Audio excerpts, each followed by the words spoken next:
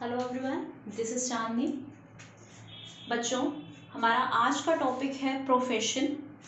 Profession क्या है और प्रोफेशन की क्या करेक्टरिस्टिक्स हैं। जैसे हमने लास्ट वीडियो में बिजनेस देखा था, बिजनेस क्या है, और प्रोफेशन एंड एम्प्लॉयमेंट के बारे में पढ़ा था। तो आज हम डीपली प्रोफेशन को पढ़ने जा रहे हैं। What is profession and the characteristics of profession. चलिए स्टार्ट करते हैं डेफिनेशन से। What is profession? As you all know that it refers to an economic activity which is conducted by a person having special knowledge and skill which is used impartially to serve various section of the society. बच्चों समझो, हमने कुछ highlighting words भी लिखे हुए हैं। One by one उसका meaning भी हम क्लियर करेंगे। चलिए, इट मीन्स प्रोफेशन क्या है? एक इकोनॉमिक एक्टिविटी है जो एक पर्सन अटेम्प्ट करता है या कंडक्ट करता है, उस इकोनॉमिक एक्टिविटी को परफॉर्म करता है, which is conducted by a person. एक इकोनॉमिक एक्टिविटी को एक पर्सन कर रहा है जिसके पास having special knowledge and skill. जो पर्सन एक इकोनॉमिक एक्टिविटी कर रहा है उसके बारे में बताया गया है कि उस पर्सन को स्पेशल नॉलेज है किसी काम की, अपने काम की स्पेशल नॉलेज अपने काम की, और उसके पास स्पेशल स्किल्स हैं उस काम को करने के। जो कैसे यूज करता है अपने स्किल्स एंड नॉलेज को इम्पार्शली, बिना किसी पक्षपात के, बिना किसी बायसनेस के सर्व करता है various section of the society. Society के हर सेक्शन, बच्चों सोसाइटी के हर सेक्शन क्या होता है? कोई भी रहता है सोसाइटी में, चाहे वो गरीब है अमीर है, सभी को इक्वली वो अपनी नॉलेज एंड स्किल्स को सर्व करेगा। ऐसा पर्सन, उसको हम प्रोफेशनल कहते हैं या प्रोफेशन कहते हैं उसको। एक पर्सन जिसमें स्पेशल नॉलेज स्पेशल स्किल है, उसके द्वारा वो इकोनॉमिक एक्टिविटी कर रहा है, और उस इकोनॉमिक एक्टिविटी का मोटिव क्या है कि उस इकोनॉमिक एक्टिविटी से तो पैसा कमाया जाए और उस एक्टिविटी को वो कैसे सर्व करे सोसाइटी में बिना किसी पार्शियलिटी के। दिस इज प्रोफेशन, ये है प्रोफेशन। अब देखिए, मैंने कुछ वर्ड्स को हाईलाइट किया है। मैंने लास्ट वीडियो में भी बताया था बच्चों, जब आप डेफिनेशन पढ़ते हैं, इजी डेफिनेशन कैरी करें। उस डेफिनेशन में आप देखिए कुछ पॉइंट्स होंगे, समझने की कोशिश की, क्योंकि यहाँ पर बता रहे हैं कि प्रोफेशन एक इकोनॉमिक एक्टिविटी है। इट मीन्स ये इसका फीचर हुआ या इसकी करेक्टरिस्टिक्स हुई। तो मैंने यहाँ पर फर्स्ट करेक्टरिस्टिक्स क्या लिखी है? Profession is an economic activity. Profession एक economic activity. And economic activity क्या होती है? मैंने लास्ट वीडियो में आपको बताया था, आप लोगों को याद होगा, which is undertaken with the objective of earning money. जो एक एक्टिविटी क्यों की जा रही है? पैसा कमाने के ऑब्जेक्टिव से की जा रही है। This is called economic activity. तो यहां भी प्रोफेशन क्या काम कर रहे हैं? प्रोफेशन को एक्टिविटी क्यों कर रहे हैं? क्योंकि वो पैसा कमाना चाहते हैं। तो पहली कैरेक्टरिस्टिक्स, प्रोफेशनल्स अपने प्रोफेशन से पैसा कमाएंगे। चलिए नेक्स्ट चलते हैं हम लोग, body of specialised knowledge and technique. बच्चों देखो, मैंने यहां भी हाईलाइट किया और यहां भी किया। एक प्रोफेशन में, एक प्रोफेशनल में स्पेशलाइज्ड नॉलेज होनी चाहिए एंड स्पेशलाइज्ड अपने काम को परफॉर्म करने की टेक्निक भी स्पेशलाइज्ड होनी चाहिए। इसका मतलब professional is not an ordinary person. एक ऑर्डिनरी पर्सन क्या होता है? एक सामान्य व्यक्ति नहीं है, एक आम व्यक्ति नहीं है। वो तो कैसा पर्सन है? एक स्पेशल पर्सन है जो अपने प्रोफेशन को परफॉर्म कर रहे हैं। तो स्पेशल कैसे होते हैं? एग्जांपल के साथ हम लेकर चले। Doctor is a special person. सब डॉक्टर्स नहीं बन सकते, सब सर्जन नहीं बन सकते। और क्यों नहीं बन सकते? क्योंकि बाकी सारे लोग क्या हैं? ऑर्डिनरी हैं। उनके पास डॉक्टर बनने की नॉलेज एंड डॉक्टर बनने की स्किल्स नहीं है, उन्होंने एक्वायर नहीं करे, उन्होंने वो नॉलेज गेन नहीं करी। दैट्स वाई बाकी सारे ऑर्डिनरी। और एक जो डॉक्टर है जिसके पास उसकी नॉलेज है डॉक्टरी की, उसके पास स्किल्स है डॉक्टर के, और वो सर्जन है, वो किसी को जो है सर्जरी कर सकता है। तो सबसे पहले समझिए, अगर कोई प्रोफेशनल पर्सन है तो उसको अपने काम की स्पेशल नॉलेज होगी और उसको अपने काम की स्पेशल स्किल्स हैं। हम तो नहीं कर सकते सर्जरी क्योंकि हमें नहीं आती है, हमने नहीं सीखी है, लेकिन डॉक्टर तो इजीली कर सकते हैं क्योंकि उसने इस काम को, उस स्किल्स को अक्वायर किया है।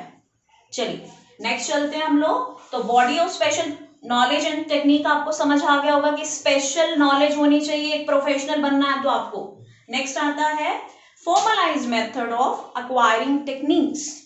बच्चों फॉर्मल एजुकेशन भी बोल सकते हो और फॉर्मलाइज्ड मेथड भी बोल सकते हो। मतलब किसी भी नॉलेज को गेन अगर आपको करना है, कुछ सीखना है, तो आप कैसे सीखोगे, उसके तरीके होते हैं। क्योंकि मैंने यहाँ पर मेथड लिखा है, formalised method of acquiring techniques.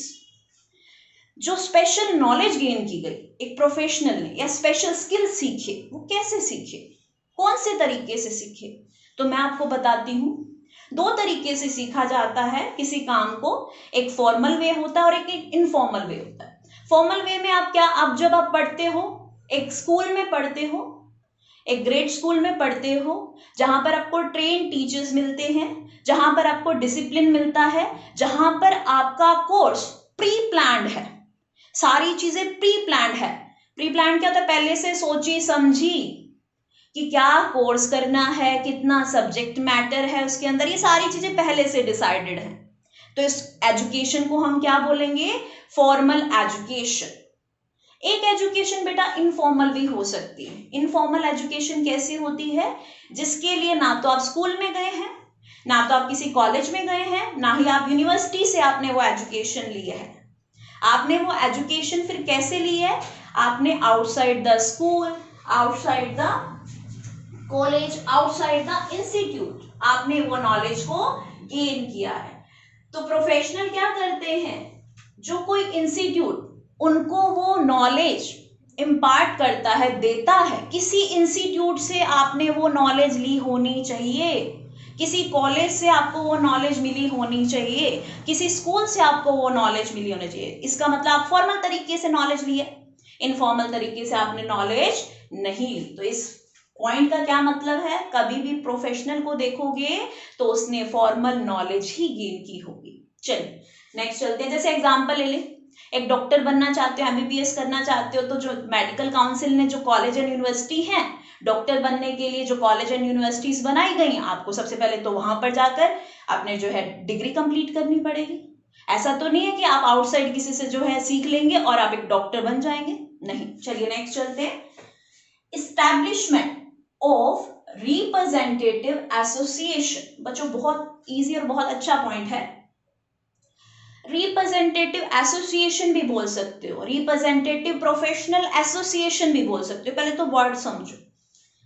Professional organisation बोल दो, प्रोफेशनल एसोसिएशन बोल दो, एक ही बात है।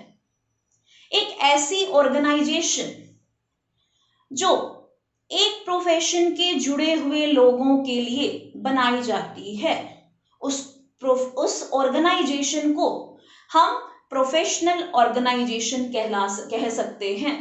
देखो एक ऑर्गेनाइजेशन बनाई गई, किसके लिए बनाई गई, एक पर्टिकुलर प्रोफेशन के लिए। जैसे डॉक्टर है तो डॉक्टर के लिए अपनी एक प्रोफेशनल एसोसिएशन होगी। चार्टर्ड अकाउंटेंट है तो अगर सीए है कोई व्यक्ति, तो सीए के लिए अपनी सेपरेट एक जो है ऑर्गेनाइजेशन होगी जो उसको वेरियस बेनिफिट देगी। यहां पर हम रिप्रेजेंटेटिव की बात कर रहे हैं। रिप्रेजेंट कैसे रिप्रेजेंट कर रही है, अपने मेंबर्स को रिप्रेजेंट करना। एक एसोसिएशन के साथ एक प्रोफेशनल जुड़ जाता है। क्यों जुड़ता है वो प्रोफेशनल, अपने फील्ड की एसोसिएशन।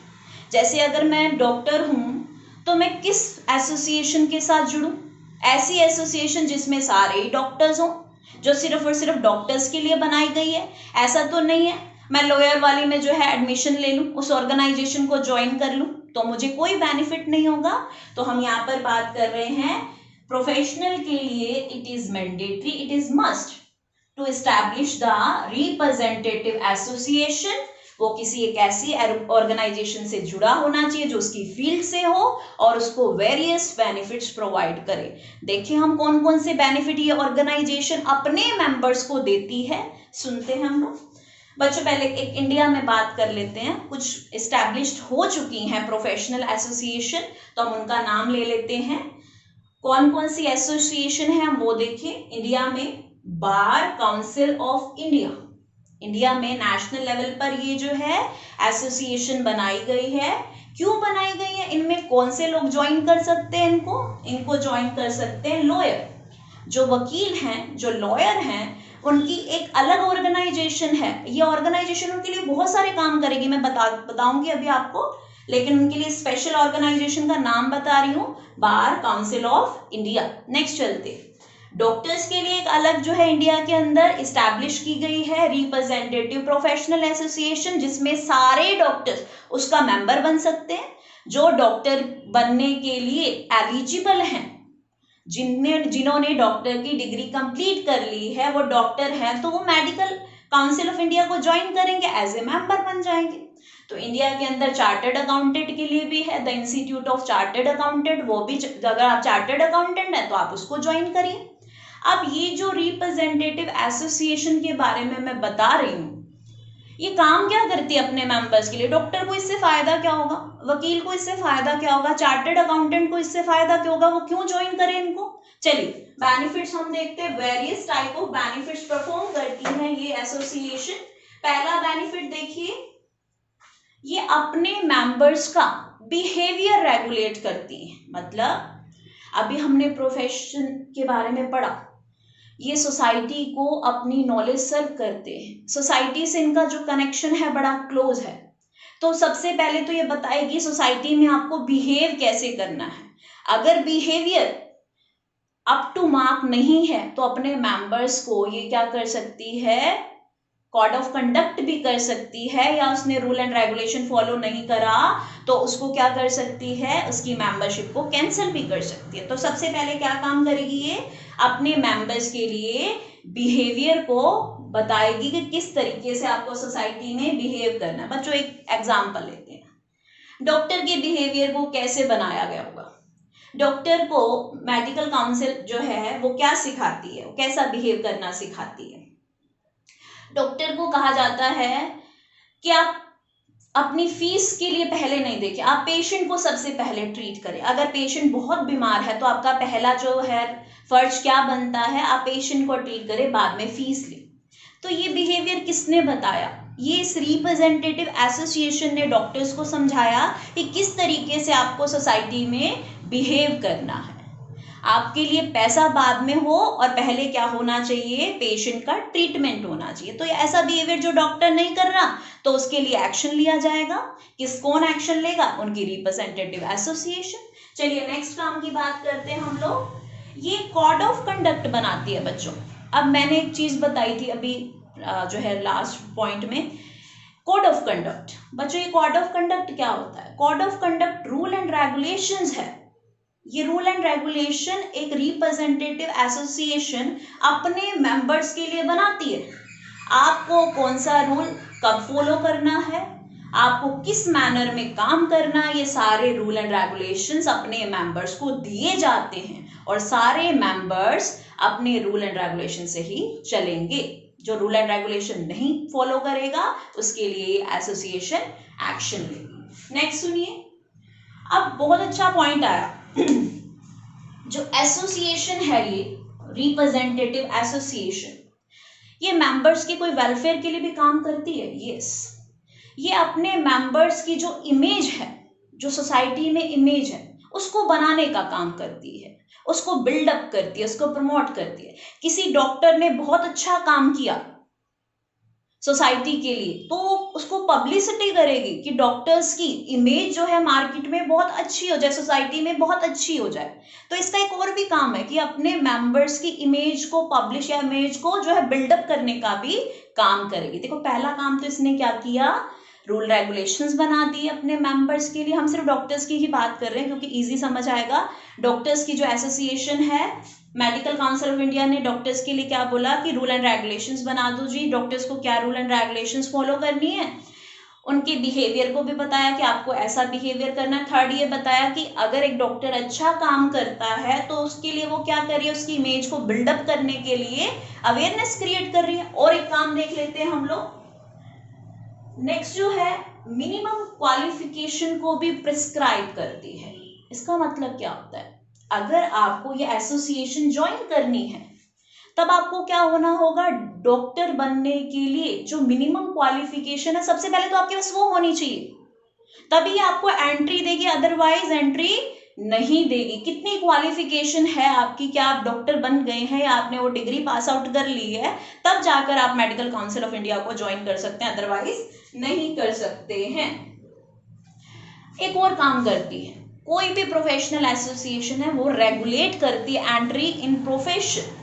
आप ऐसे प्रोफेशन में नहीं आ सकते, पहले प्रोफेशनल बनने के लिए जो डिग्री रिक्वायर्ड है, एंट्री के लिए जो डिग्री रिक्वायर्ड है, आपको वो डिग्री पूरी करनी पड़ेगी। डॉक्टर बनना है तो आपको एमबीबीएस करनी पड़ेगी, अगर आपको सीए बनना है तो चार्टर्ड अकाउंटेंट की डिग्री आपके पास होनी चाहिए, अगर आपको लॉयर बनना है तो लॉयर की डिग्री आपके पास होनी चाहिए, तभी आपको एंट्री देगी एक प्रोफेशनल एसोसिएशन में। तो कुछ पॉइंट्स पढ़े, बहुत इजी है, डिफिकल्ट नहीं है। एक ऐसी ऑर्गेनाइजेशन अब जो एक फील्ड के लोगों को अपने साथ जोड़ती है, मेंबर बनाती है, उनके जो है बेनिफिट के लिए काम करती है, उनको रिप्रेजेंटेटिव प्रोफेशनल एसोसिएशन ही कहते हैं। चलिए नेक्स्ट पॉइंट आता है बच्चों, कोड ऑफ कंडक्ट। अभी हमने बताया कोड ऑफ कंडक्ट के बारे में, जो मेंबर्स हैं प्रोफेशन के आर बाउंड टू फॉलो, उनको क्या करना पड़ेगा, एक प्रोफेशन जो व्यक्ति है, एक प्रोफेशनल जो पर्सन है, are bound to follow the code of conduct. जो कोड ऑफ कंडक्ट एक पर्टिकुलर प्रोफेशन के लिए बनाया गया है, डॉक्टर के लिए जो रूल एंड रेगुलेशन बनाए, डॉक्टर उसको फॉलो करेगा ही करेगा। लॉयर के लिए जो रूल एंड रेगुलेशंस बनाए हैं उसकी पर्टिकुलर एसोसिएशन ने, उसको वो फॉलो करने पड़ेंगे।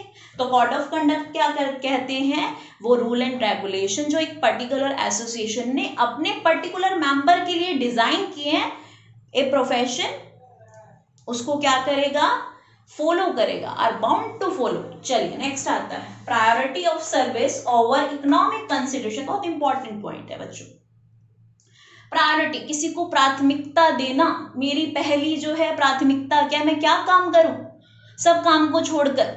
तो ये प्रोफेशनल के बारे में बात कर रहे हैं, प्रोफेशनल के पहली प्रायोरिटी क्या बनती है, प्रोफेशनल को बोला कि अपनी नॉलेज सर्व करो। अभी हमने इकोनॉमिक एक्टिविटी भी पढ़ी थी कि पैसा कमाने के लिए प्रोफेशनल काम कर रहे हैं, बट उनकी प्रायोरिटी में पैसा कमाना नहीं है, पहला काम उनका क्या है, सर्विस मोटिव।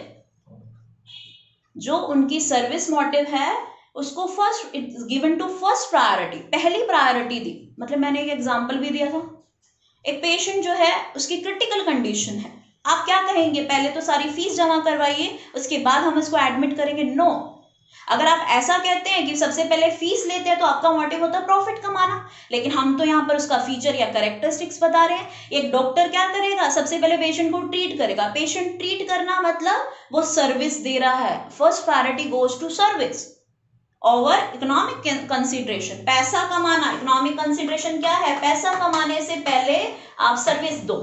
तो ये एक कैरेक्टरिस्टिक्स है, कैरेक्टरिस्टिक है किसकी, प्रोफेशन की।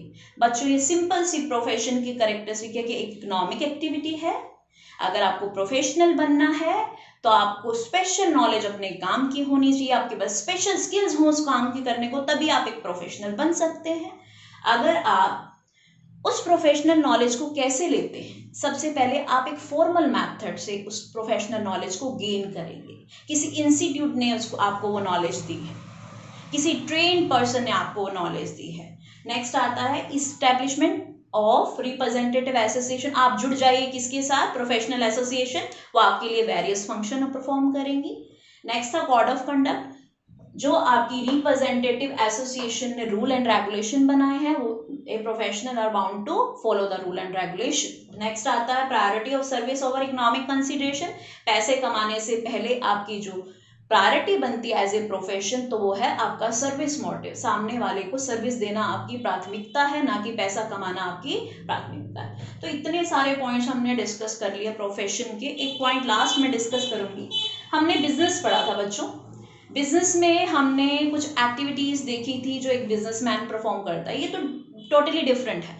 वहां पे प्रोडक्ट बनाए जाते थे, मैंने कहीं भी किसी प्रोडक्ट बनाने की बात नहीं करी। यहाँ पर बताया कि प्रोफेशनल क्या सर्व करता है, प्रोफेशनल अपनी नॉलेज को सर्व कर रहा है। नॉलेज को कैसे, अगर मुझे कोई नॉलेज है तो मैं सामने वाले को गाइड कर सकती हूँ कि आप ऐसे कर लो, ऐसा काम कर लो, या मैं इंस्ट्रक्शन दे सकती हूँ कि आप अपने काम को इस तरीके से करना। तो ये मेरी नॉलेज लेना है, तो यहाँ पर ये नॉलेज सर्व कर रहा है, और वहां पर वो क्या सर्व कर रहे थे, प्रोडक्ट सर्व कर रहे थे, सर्विसेज सर्व कर रहे थे, प्रोडक्शन करते थे, सेल परचेज करते थे, तो बिजनेस से बिल्कुल डिफरेंट है। ऐसे ही प्रोफेशन के बाद हम पढ़ाएंगे आपको एम्प्लॉयमेंट। एम्प्लॉयमेंट भी एक इकोनॉमिक एक्टिविटी है, उसमें प्रोफेशन से डिफरेंट एक्टिविटीज होती हैं। तो हमारा जो मेन यहाँ पर समझाने का पॉइंट है तो तीनों इकोनॉमिक एक्टिविटी, लेकिन तीनों अपने अपने एक्टिविटीज में डिफर काम कर रही हैं, जिससे वो अर्निंग मनी कर रहे हैं। Thank you.